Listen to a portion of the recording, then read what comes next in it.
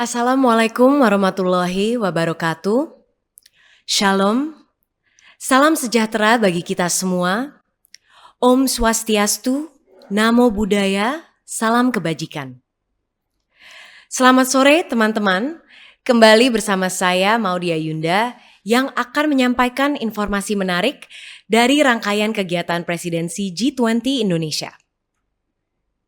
Teman-teman, berlangsung sejak 1 Desember 2021 hingga 30 November 2022, presidensi G20 Indonesia memasuki 1 tahun pelaksanaan, di mana forum kerjasama 20 ekonomi utama dunia ini adalah kesempatan pertama kali bagi Indonesia dan baru berulang 20 tahun kemudian.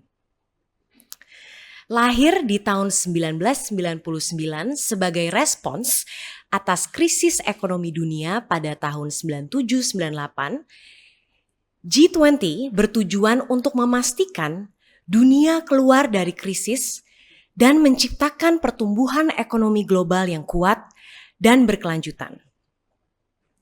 Diawali dengan pertemuan Menteri Keuangan dan Gubernur Bank Sentral, G20 telah berkembang untuk membahas berbagai bidang pembangunan, bahkan mulai menghadirkan kepala negara dalam pertemuan konferensi tingkat tinggi atau KTT sejak tahun 2008.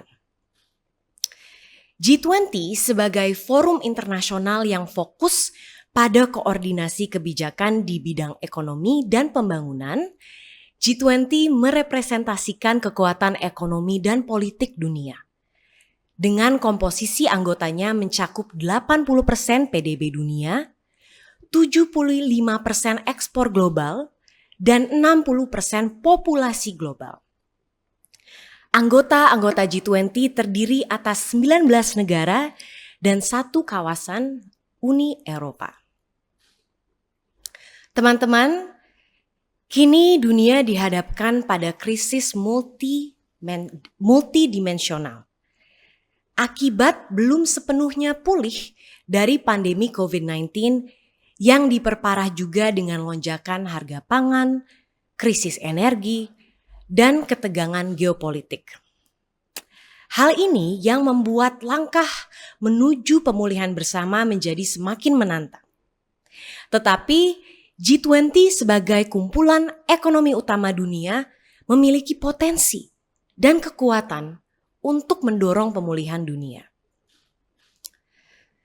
Masa pandemi ini juga menunjukkan bahwa tidak ada negara yang bisa sendiri menghadapi krisis yang besar. Ini yang menjadi landasan dari tema presidensi G20 Indonesia 2022 mengusung semangat pulih bersama dengan tema Recover Together, Recover Stronger. Indonesia mengangkat tema ini dengan melihat bahwa dunia yang masih dalam tekanan akibat pandemi COVID-19 dan diperlukan suatu upaya bersama yang inklusif dan berkelanjutan dalam mencari solusi pemulihan global. Dalam mencapai target tersebut, 3 sektor prioritas yang dinilai menjadi kunci bagi pemulihan yang kuat dan berkelanjutan menjadi fokus presidensi G20 Indonesia. Ketiga sektor tersebut adalah penguatan arsitektur kesehatan global, transformasi digital, dan transisi energi. Teman-teman, terdapat 2 jalur pembahasan di dalam G20, yaitu jalur keuangan atau finance track dan jalur Sherpa atau Sherpa Track yang membahas isu-isu ekonomi dan pembangunan non-keuangan. Dan setiap jalur memiliki kelompok kerja yang disebut working groups. Dan ini terdiri dari para ahli dan kementerian terkait untuk setiap agenda prioritas. Bertanggung jawab untuk memimpin analisis mendalam tentang berbagai masalah internasional yang relevan sebagai bagian dari proses pengambilan keputusan G20. Nah, selain kedua jalur tersebut, terdapat juga engagement groups yang merupakan refleksi komitmen anggota G20 untuk berkonsultasi dengan komunitas pemangku kepentingan yang relevan dalam perumusan kebijakan.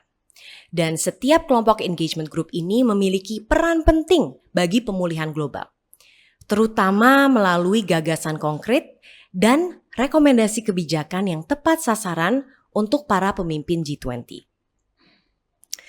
Dan adapun kelompok-kelompok engagement groups terdiri dari Business 20 atau B20, Civil 20 atau C20, Science 20 atau S20, Think 20 atau T20, Labor 20, L20, Women 20, W20, Urban 20, U20, Youth 20 atau Y20, Parliament 20 atau P20, dan terakhir Supreme Audit Institutions atau SAI20. Sampai dengan bulan Oktober 2022 dalam rangkaian kegiatan utama Presidensi G20 Indonesia, telah terlaksana 187 official meetings atau sekitar 95%.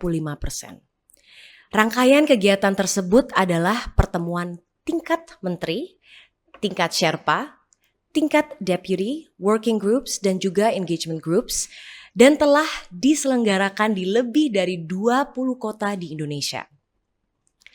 Kegiatan Presidensi G20 Indonesia akan mencapai puncaknya pada KTT G20 di Bali pada 15 dan 16 November mendatang. Teman-teman, penting sekali bagi kita untuk bersama menyukseskan rangkaian acara G20 yang tersisa hingga KTT nanti. Karena Presidensi G20 berdampak langsung bagi perekonomian, melalui peningkatan penerimaan devisa negara, menciptakan multiplier effect bagi ekonomi daerah lewat sektor pariwisata, perhotelan, transportasi, dan ekonomi kreatif UMKM lokal, dan juga menjadi momentum untuk menunjukkan bahwa Indonesia is open for business. Teman-teman, semua mata akan melihat Bali, akan melihat para leaders. Harapan kita KTT G20 Bali dapat memberikan hasil nyata untuk pemulihan dunia. Mari kita bersama terus merayakan dan mendukung Presidensi G20 Indonesia sebagai generasi muda penerus bangsa. Sampai jumpa di KTT Presidensi G20 Indonesia. Demikian yang dapat saya sampaikan pada kesempatan kali ini. Wassalamualaikum warahmatullahi wabarakatuh. Rahayu, Om Shanti Shanti Shanti Om. Semoga Tuhan memberkati kita semua.